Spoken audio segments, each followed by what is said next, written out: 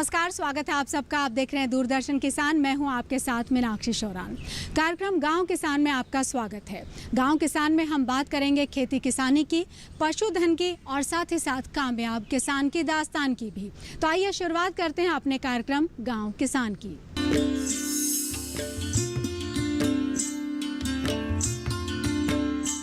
तो चलिए शुरुआत करते हैं सबसे पहले अपने सेगमेंट खेती किसानी की। हम सब जानते हैं कि खेती किसानी में जब भी हम वैज्ञानिक पद्धति का, वैज्ञानिक सलाह का इस्तेमाल करते हैं तो हमें दोगुना लाभ होने की गुंजाइश रहती है। साथ ही साथ जब उत्तम तकनीक का भी हम उसमें सहयोग ले लेते हैं तो हमारी दोगुनी आय के भी संसाधन बनते चले जाते हैं। तो चलिए इसी से जुड़ी ये रिपोर्ट है, हम आपको दिखाते हैं।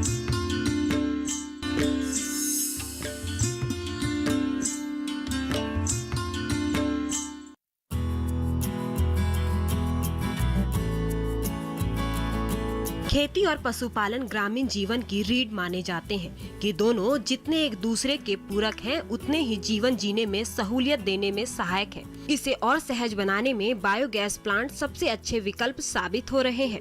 बायोगैस प्लांट में जहां खाना बनाने के लिए गैस मिलती है, वहीं बची हुई सैलरी से जैविक खेत बनाई जा सकती है। सीकर के कर नरेंद्र कृषि विश्वविद्यालय में बायोगैस प्लांट लगाने और उसकी उपयोगिता समझाने के लिए प्लांट का डेमोस्ट्रेशन लगाया गया है।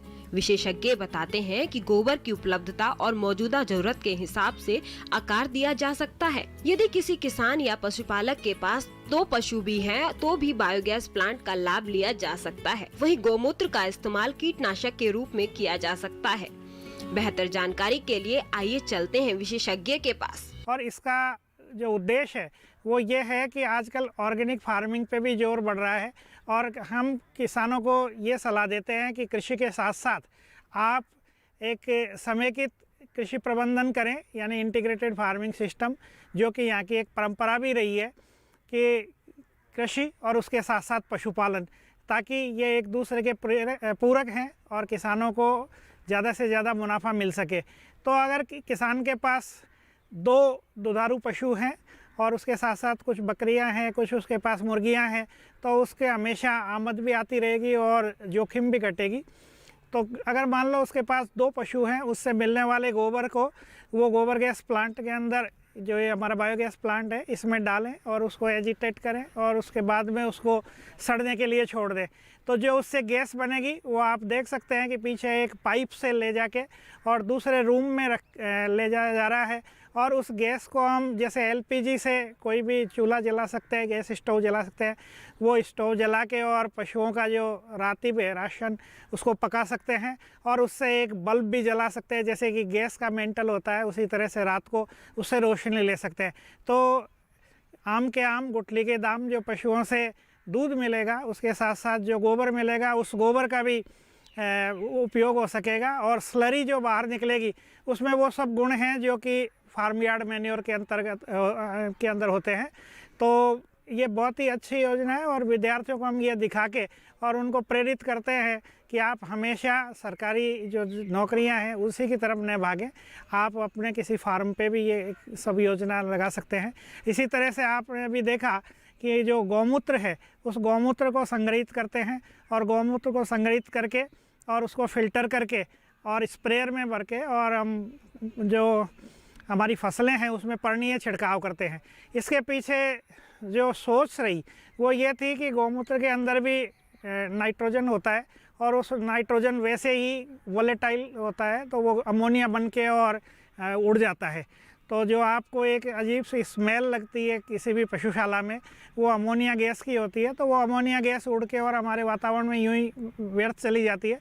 तो उस गौमूत्र को हम 1 भाग गौमूत्र और 4 भाग पानी मिलाकर अगर छिड़काव करते हैं तो हमारे पौधों की जो वानस्पतिक बढ़वार है, ये हमारा स्वयनुभूत नुस्खा है। बढ़वार अच्छी होती है और उसकी उत्पादकता अच्छी होती है, क्योंकि हरापन उसमें बढ़ जाता है। जब क्लोरोफिल बढ़ता है तो फोटोसिंथेसिस बढ़ेगा और पशुओं की जो हमारे पौधे हैं उनकी उत्पादकता बढ़ेगी। बायोगैस संयंत्र की तस्वीर बदलने में सबसे सहायक सिद्ध हो सकते हैं। एक तरफ जहां इनसे घरेलू ईंधन की समस्या से निजात मिलेगी, वहीं दूसरी तरफ किसान रासायनिक खेती को छोड़ जैविक खेती की ओर आसानी से मुड़ सकेंगे।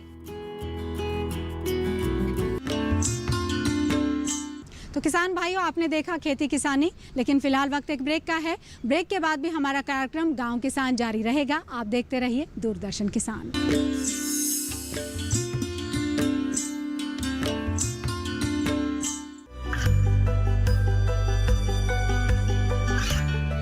गांवों और पिछड़े क्षेत्रों में सरकारी योजनाओं की जानकारी पहुंचा। देश में कौशल और क्षमता विकास कर ग्रामीणों को सामाजिक बदलाव और विकास से जोड़ने की दूरदर्शन किसान की पहल चौपाल चर्चा देखें सोमवार से शुक्रवार सुबह 9 बजे। बीमारियों से कैसे बचेगी फसल, मवेशियों की मुश्किलों का क्या है हल, कहां से लाएं बीज, कितनी लगेगी खाद, किसानों के हर फोन का विशेषज्ञ देंगे जवाब। देखिए हेलो किसान लाइव सोमवार से शुक्रवार शाम 6 बजे।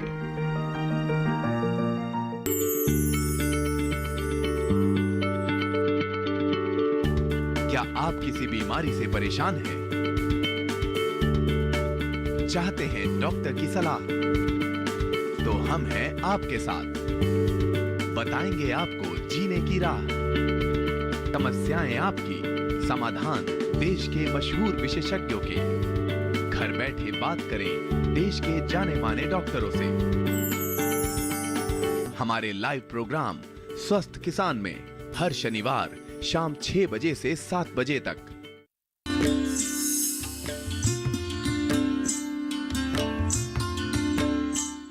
ब्रेक के बाद आपका एक बार फिर से स्वागत है। आप देख रहे हैं हमारा कार्यक्रम गांव किसान और फिलहाल वक्त है हमारे सेगमेंट हमारा पशुधन का।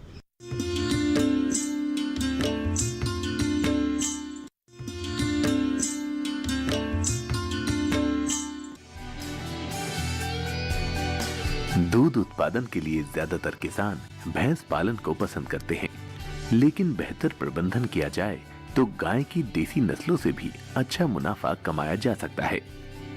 गायों से दूध उत्पादन तो होता ही है, साथ ही इनके गोबर और गोमूत्र से जैविक खाद भी तैयार की जाती है। इस समय हमारे देश में गायों की संख्या 14,51,20,000 है। ये आंकड़े बतलाते हैं कि किसान गाय पालन में रुचि ले रहे हैं। अन्य पशुओं की तुलना में गाय पालन बेहद सरल है, क्योंकि खेती के साथ पशुपालन करने वाले किसान फसल अवशेषों को पशु चारे के रूप में इस्तेमाल कर कम संसाधन में अधिक फायदा ले सकते हैं। गौपालन के लिए स्थान विशेष की जलवायु के हिसाब से गाय की नस्ल का चुनाव करना चाहिए। अगर गाय की नस्ल अच्छी होगी तो दूध उत्पादन भी उतना अच्छा होगा। हमारे देश में पाई जाने वाली उन्नत नस्लें गिर, साहीवाल, थापरकर, हरियाणवी, राठी, कांकरेज, देवनी, नागौरी, निमाड़ी, सिरी, मेवाती। अच्छी नस्ल के साथ ही पशु के आहार पर भी खास ध्यान देना चाहिए। पशु का आहार दूध की उत्पादकता और पशु के स्वास्थ्य पर अहम भूमिका निभाता है। पशु के शरीर की देखभाल के लिए गाय के लिए 1.5 किलो प्रतिदिन व दूध देने वाली गाय को प्रत्येक 2.5 लीटर दूध के पीछे 1 किलो दाना देना चाहिए। 6 महीने के ऊपर की गाभिन गाय को 1 से 1.5 किलो दाना प्रतिदिन अतिरिक्त देना चाहिए। पशु दाना बनाते समय इसमें खली, मोटे अनाज, अनाजों के बाई प्रोडक्ट, खनिज लवण मिलाने चाहिए। इसके अलावा करीब 10 किलो हरा चारा, साथ ही साफ पानी दिन में कम से कम 3 बार जरूर पिलाना चाहिए। मौसम में होने वाले बदलाव का उत्पादन और पशु के स्वास्थ्य पर सीधा असर पड़ता है, इसीलिए पशुओं को सर्दी से बचाव के लिए इन बातों का ध्यान रखें। पशुओं को सीधे ठंडी हवा के प्रकोप से बचाना चाहिए। आवास के द्वार व खिड़कियों पर बोरे पट्टी लटका देने चाहिए। टिन शेड से निर्मित पशु आवास को घास फूस के छप्पर से चारों ओर से ढक देना चाहिए। यदि फर्श पक्का हो तो चारा, बाजरे की तूतड़ें, धान की पराली, गन्ने की सूखी पत्ती फैला दें। फर्श कच्चा होने पर समय समय पर ऊपर की मिट्टी हटाकर खेत की सूखी मिट्टी डालें। पशुओं को बोरे या झूल से ढकें। पशुओं के आसपास अजवाइन का धुआं करें। पशु आहार में दलिया व गुड़ शामिल करें। गाय पालन वैसे तो भारत में कम मुनाफे का व्यवसाय माना जाता है, लेकिन सही देखभाल और जानकारी लेकर इससे कई गुना मुनाफा कमाया जा सकता है। अब ये गायें, अब ये भी कोई चारा खा रही है, कुछ भी खा रही है, तो उसका हजम होना बहुत जरूरी है। और उसके क्या होगा, जब वो ओपन फार्मिंग के अंदर रहेगी, खुले में घूमेगी, अपनी मर्जी से इधर रहेगी, खेल लेगी भी, मस्ती करेगी, हमारा भी मन होता है मस्ती करने का, घूमने का, तो उसमें एक प्लस पॉइंट होता है कि इनकी जो ब्लड जो है ना उसका सर्कुलेशन बना रहता है, उससे इनका डाइजेशन प्रॉब्लम है वो बिल्कुल ओके रहता है। दूसरी चीज़ें और क्या होती है कि इनके जो खुर होते हैं, खुर बढ़ जाते हैं। जब गाय एक जगह पे बंधी रहती है तो उसके जो है खुर काफ़ी लंबे लंबे हो जाते हैं। जैसे हमारे नाखून है, उसको गाय के नाखून हम कह सकते हैं, हमारे नाखून बढ़ जाते हैं, हमें काटने पड़ते हैं। अगर हम गाय को ओपन फार्मिंग में रखें तो उसके साथ ये प्रॉब्लम नहीं आती। फिर वो इक्का दुक्की गाय में आती है, वो उसकी जेनेटिकली कोई प्रॉब्लम हो, जैसे उसके खानदान में किसी की खुर बढ़ रहे तो जल्दी बढ़ता है ना। आसानी से मैंने अब तक जो अनुभव किया है, 1 या 2 गायें हैं जिनको ये प्रॉब्लम हुई ना, अदरवाइज आज तक हमें किसी के खुर कटवाने की आवश्यकता नहीं पड़ी। ये और एक प्लस पॉइंट होता है। तो अभी आपने देखा हमारा सेगमेंट हमारा पशुधन, और अब आपको और जानकारी देते हैं कि गर्मियों में पशुपालन संबंधित कौन कौन से ऐसे कार्य हैं जो हमको अपनाने चाहिए, क्योंकि हम सब जानते हैं कि गर्मियों में जैसे हमें परेशानी है वैसे ही हमारे पशुधन को भी परेशानी हो सकती है। लेकिन अगर बेहतर तरीके से हम उनका रखरखाव रखेंगे तब उन परेशानियों को हम कम कर सकते हैं। वैज्ञानिकों की क्या सलाह है पशुपालन को लेकर, आइए आपको दिखाते हैं इस माह के पशुपालन कैलेंडर में। मई माह का पशु कैलेंडर 2021। मई माह में ध्यान देने वाली बातें।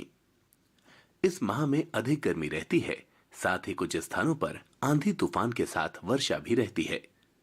पशुओं को धूप व लू से बचाने का उपाय करें। गर्मी में पशुओं को छायादार स्थान पर रखें व पानी की पर्याप्त उपलब्धता सुनिश्चित करें। पशुओं में लवणों की कमी नहीं होने पाए, इस हेतु लवण मिश्रण निर्धारित मात्रा में दाने या पानी में मिलाकर दें।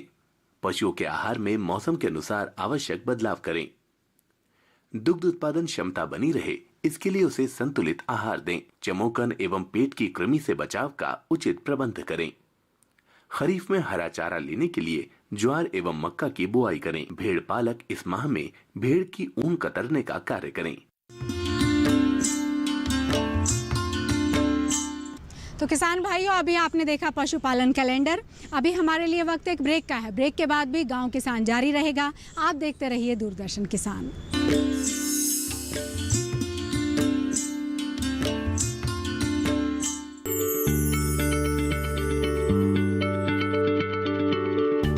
क्या आप किसी बीमारी से परेशान हैं? चाहते हैं डॉक्टर की सलाह? तो हम हैं आपके साथ। बताएंगे आपको जीने की राह। समस्याएं आपकी, समाधान देश के मशहूर विशेषज्ञों के। घर बैठे बात करें देश के जाने माने डॉक्टरों से। हमारे लाइव प्रोग्राम स्वस्थ किसान में हर शनिवार शाम 6 बजे से 7 बजे तक। बीमारियों से कैसे बचेगी फसल? मवेशियों की मुश्किलों का क्या है हल? कहां से लाएं बीज, कितनी लगेगी खाद? किसानों के हर फोन का विशेषज्ञ देंगे जवाब। देखिए हेलो किसान लाइव सोमवार से शुक्रवार शाम 6 बजे।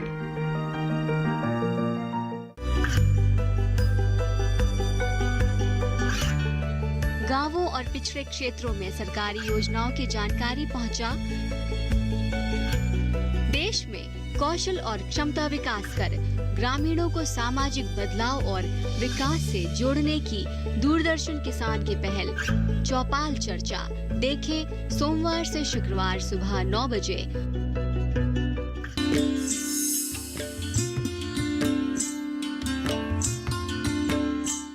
ब्रेक के बाद आपका फिर से स्वागत है गांव किसान में, और अब आपको दिखाते हैं कामयाब किसान की दास्तान।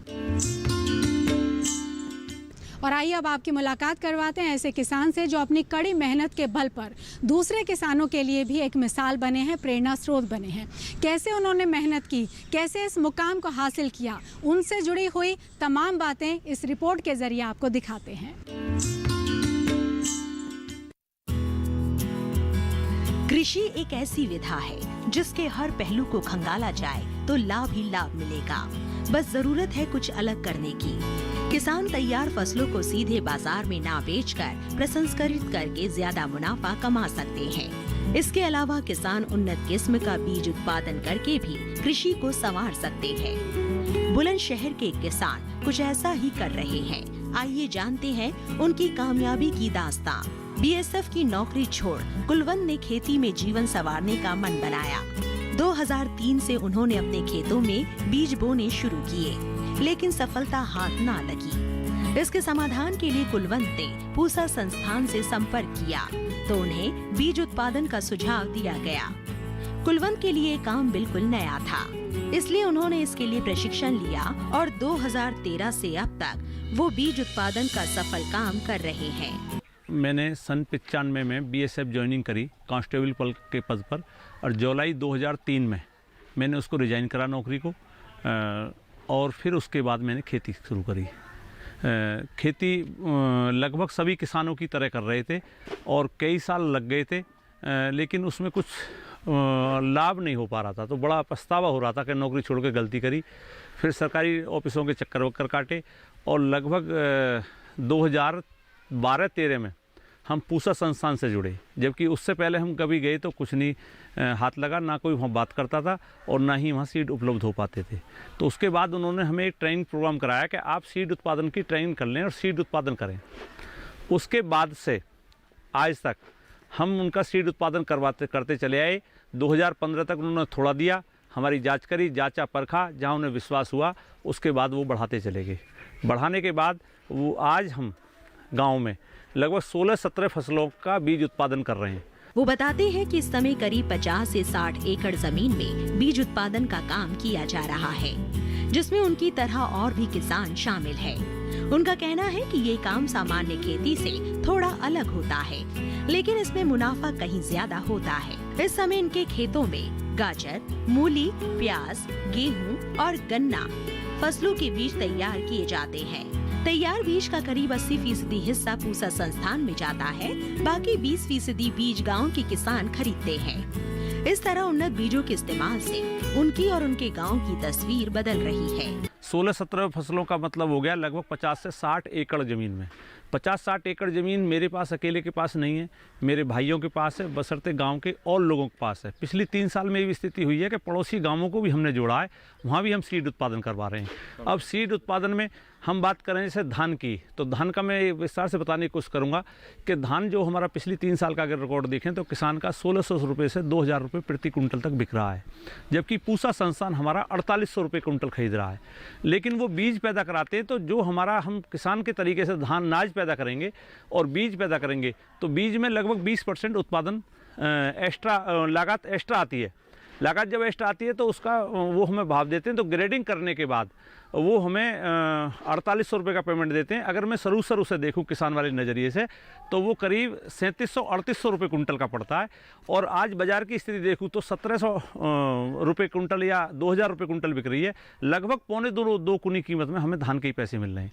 अब हम बात करें गाजर की या प्याज की या मूली की, इनमें लगभग 1.5 लाख रुपये प्रति एकड़ लगभग मेरे यहाँ का बीघे में 6.25 बीघे बैठते हैं, और बीघे में जो है वो 30,000 रुपये का लगभग 1 बीघे से मुझे बीज प्राप्त होता है। जबकि आम जो गेहूँ हैं या गन्ना है उनसे अगर मैं खर्चा काट के देखूं तो हमें 10,000 रुपये नहीं मिलते, जबकि इसका खर्चा काट के हमें 20,000 रुपये प्रति बीघा या 1,20,000 रुपये प्रति एकड़ हमें लाभ मिल रहा है। तो ये अगर आज कुछ दिन से शोर हो रहा है कि आमदनी दूनी करना, तो मैं तो ये समझ रहा हूँ अगर मैं व्यक्तिगत बात करूँ या मैं ग्रुप की बात करूँ तो वो दूनी से भी ज़्यादा पहुँच चुकी है।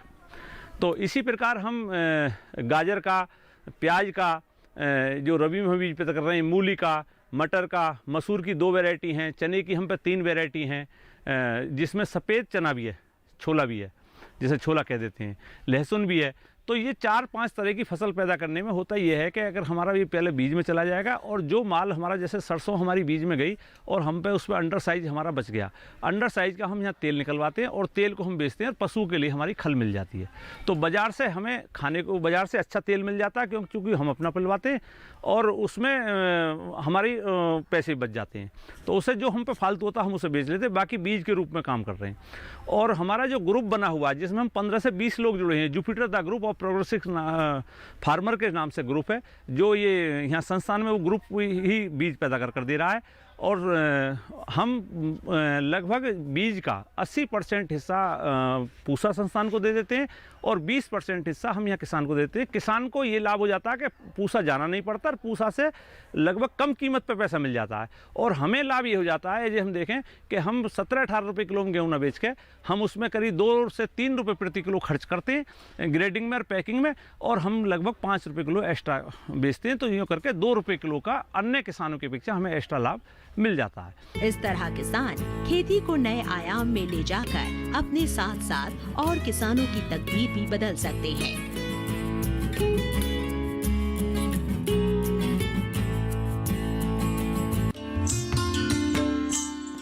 तो किसान भाई बहनों, अभी आपने देखी एक कामयाब किसान की दास्तान। इसी तरह और सफल कहानियां हम आपके लिए किसानों की लेकर आते रहेंगे। आपके पशुधन से जुड़ी जानकारियां जो आपके लिए महत्वपूर्ण हैं वो भी आपको यूं ही बताते रहेंगे, और साथ ही साथ खेती किसानी संबंधित कौन से कार्यों को आप अपनाकर अपनी आय को और बेहतर कर सकते हैं, ये तमाम बातें भी हम आपके लिए जानकारी के तौर पर लगातार यूं ही अपने कार्यक्रम गाँव किसान में लेकर आते रहेंगे। आज के लिए बस इतना ही, अनुमति दीजिए, नमस्कार।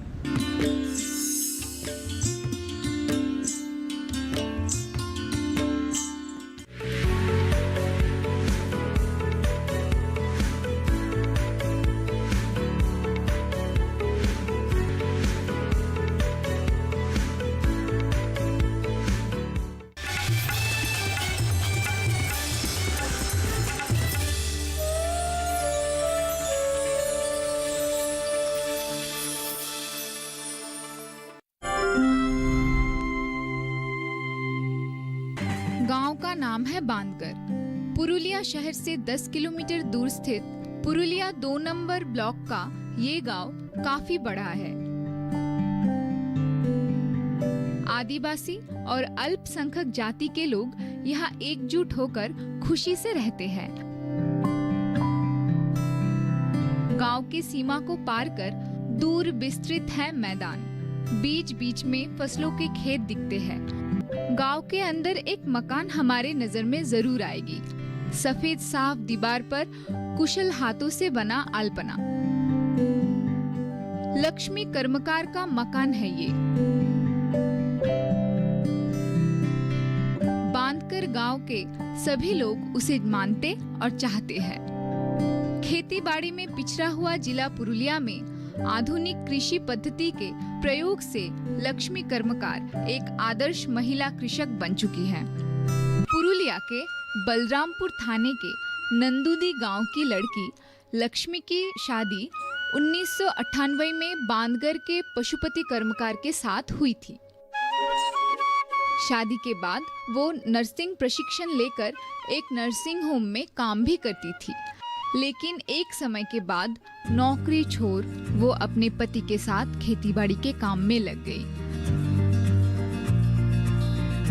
13 बीघा जमीन में अपने खुद के हाथों के मेहनत से उन्होंने धान, दाल, तेलबीज और सब्जियों की खेती शुरू की। स्थानीय कृषि विज्ञान केंद्र से प्रशिक्षण लेकर उन्होंने मशरूम की खेती का भी शुरुआत किया।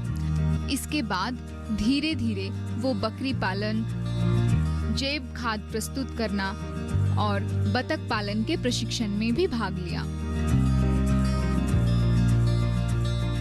धान उत्पादन, पशुपालन, उद्यान विभाग एवं अन्य तेल बीज और डाल शस्य में इनका जो बीज उत्पादन में काफ़ी अच्छा काम रहा एवं ये निरंतर जो इनका महिला ग्रुप है 20-25 लोग का ये महिला का ग्रुप लेके जो काम करती हैं, इसमें उन्होंने बहुत ही अच्छा प्रगति दिखाया है।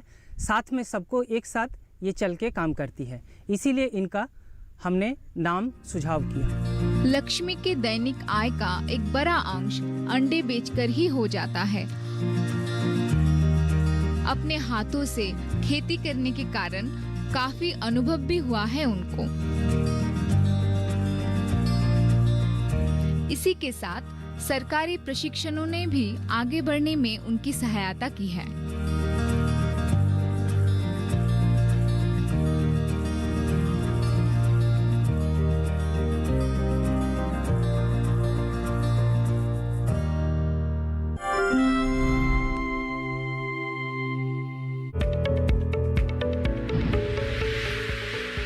खुशहाल होंगे खेत, पशु रहेंगे स्वस्थ। सरकारी स्कीम का होगा लाभ, जब एक्सपर्ट्स का मिलेगा साथ। आपके सवाल विशेषज्ञों के जवाब सिर्फ एक फोन कॉल की दूरी पर। देखिए किसानों का अपना प्रोग्राम हेलो किसान, सोमवार से शुक्रवार शाम 6 बजे से सिर्फ दूरदर्शन किसान पर। जानेंगे क्या है किसानों का हाल, हम पहुंचेंगे आपके गांव, मिलेगा सरकारी योजनाओं का ज्ञान, जब लगेगी चौपाल। देखिए चौपाल चर्चा, सोमवार से शुक्रवार सुबह 9 बजे सिर्फ दूरदर्शन किसान पर। महका महका घर आंगन, हरियाली से खिलेगा तन मन। छत पर छोटी सी बगिया, जरूरत भी पूरी शौक भी पूरा। देखिए छत पर बागवानी, शनिवार सुबह 9 बजे।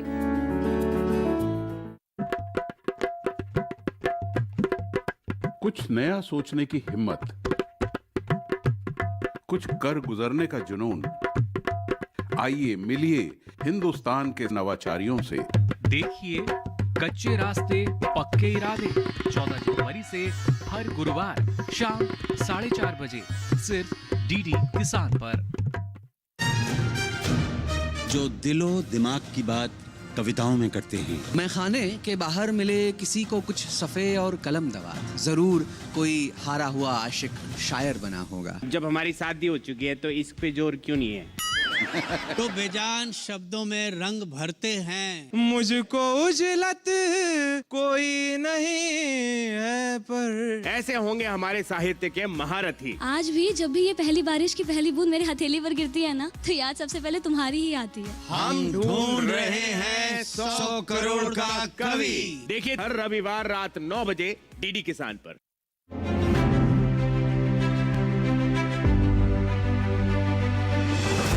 गांव की पंचायत से संसद के गलियारों तक गूंजती महिलाओं की आवाज, महिला सांसदों की परिश्रम की कहानी। सुनिए उनकी जुबानी हमारा खास कार्यक्रम नेत्री महिला सांसद और उनकी कहानियां, सिर्फ डीडी किसान पर।